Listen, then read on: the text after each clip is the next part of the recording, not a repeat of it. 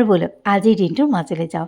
এয়া অকণমান মানে পটল আৰু বেঙেনা ফ্ৰাই কৰি ভাজি থৈ লৈছোঁ, যিহেতু এওঁ অফিচলৈ যোৱাৰ সময়ত অকণমান মানে শুকান টাইপৰ ভাজি দিলে খাবলৈ ভাল পায়। আৰু এইফালে মই কেৰাহীতে অকণমান পিঁয়াজ আৰু জিৰা ফুটাই এই কুন্দুলিখিনি ভাজিবলৈ লৈছোঁ। একো নাই, একদম চিম্পুলভাৱে শুকানে ভাজিম, নিমখ আৰু হালধি অকণ দি থৈ দিছোঁ। একদম চিম্পুল, খংৰাগ নকৰিব আৰু তাকে দেখাইছোঁ বুলি দেই। কি বনাওঁ বাৰু পিছলৈ মই দেখাই আছোঁ। আৰু এইফালে মই লৈছোঁ দালি, মচুৰ দালি আৰু বুটৰ দালি মিক্স কৰি পেলাই বনাইছোঁ, সেইকাৰণে পিঁয়াজ আৰু নহৰু দি চুমুহাৰ দি লৈছোঁ। আৰু এয়া মোৰ ভাজিখন হৈ গ'ল। এই ভাজিখন আকৌ আজিকালি খাবলৈ বিৰাটেই ভাল লগা হৈছে। আগতে আকৌ এওঁলোকে নাখাইছিল, আজিকালি সকলোৱে খায়। আচলতে নাখাইছিল কাৰণে আগতে আমি বনাবও নাজানিছিলোঁ।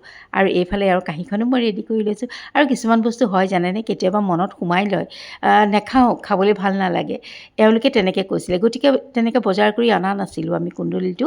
পিছত গম পালোঁ যে খোৱাটো বহুত ভাল, ছুগাৰ পেচেণ্টৰ কাৰণে যে আৰুৱেই ভাল। তাৰপিছতে মই বোলো নাই, খাবই লাগিব। এনেকৈ আজিকালি বনাওঁতে মানে ভাজিখনো ভাল লগা হৈ গ'ল। আৰু এওঁলোক সকলোৱে খাবলৈও ল'লে। এয়া এওঁৰ কাঁহীখন অকণমান দেখাই দিছোঁ। আৰু মাছ যে মই নহয় দেই, জায়ে বনাই দি থৈ গৈছিলে। আজি আৰামতে হৈ গ'ল মোৰ, তাই দি থৈ গ'ল। আমাৰ এনেকুৱাই, তাই বনালে মই নবনাওঁ, মই বনালে তাই নবনায়, এনেকুৱা। গতিকে সেয়া মাছ এনেকৈ ভাজি চাজি যি বনাইছিলোঁ, এওঁৰ কাঁহীখন ৰেডি কৰি দিলোঁ। Hello' everyone, welcome back to my another blog.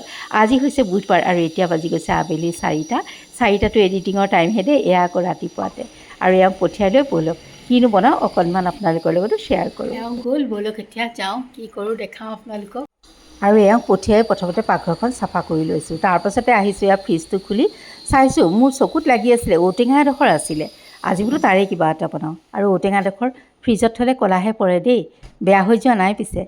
এয়া ঔটেঙাডোখৰ উলিয়াই কাটিবলৈ লৈছোঁ। আৰু কেইডোখৰমান এয়া কাৰীপটটোত যে দেখাইছোঁ, সেই কেইডোখৰমান আকৰি কটা আছিলে। সেই গোটেইখিনি মই অকণমান ফাষ্ট কৰি দেখাইছোঁ, সেইকাৰণে অকণমান দিগদাৰ হৈছে চাগে ন। মই এনেকৈ দি দিছোঁ এয়া কুকাৰটোত। আৰু অকণমান লগতে মই তেতেলী ব্যৱহাৰ কৰিছোঁ, যিহেতু মোৰ ঔটেঙা কম সেইকাৰণে। আৰু এইখিনি মই ভালকৈ 3টামান চিটি মাৰিবলৈ দিম। ব'লক এতিয়া গেছটো জ্বলাই সেইখিনি উঠাই দিছোঁ। আৰু কেইটামান চিটি অহাৰ পাছত নমাই থ'ম।